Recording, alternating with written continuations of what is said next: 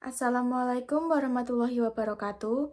Nepangaken nami kula Antonia Mikaela Rimbi, NPM 4 03 gangsal 01 Ting mriki kula badhe nembang Mas Kumambang kagem tugas basa daerah basa Jawi.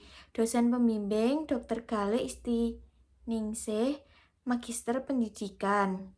Tembang Mas Kumambang nggambaraken wiwitaning gesang menungso nalika tasih wonten ing kadutan.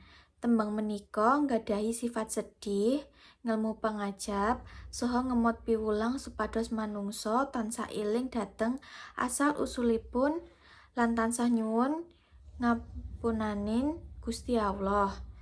Guru Gatra sekawan, guru wilangan 12, 6, 8, guru lagu IA. Sekar salajengipun inggih menika tembang Mas Kumambang. Tembang menika migunakaken laras pelok patet 6.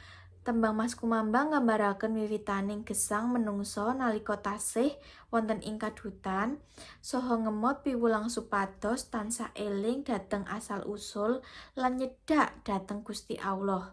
Salajengipun kula badhe nembangaken tembang Mas Kumambang. Sugeng midhangetaken. Titi laras. Nemo cici, cici, cicirolu cinemo.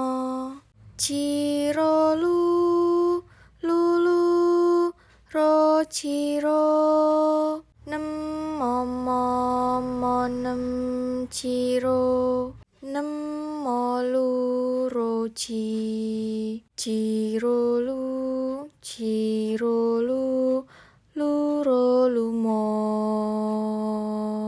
Cakepan. Nadyan silih bapa piyong kaki niki. Sedulur myang sana. Kalamun muruk tan becik nora pantes yen denuto. Matur nuwun.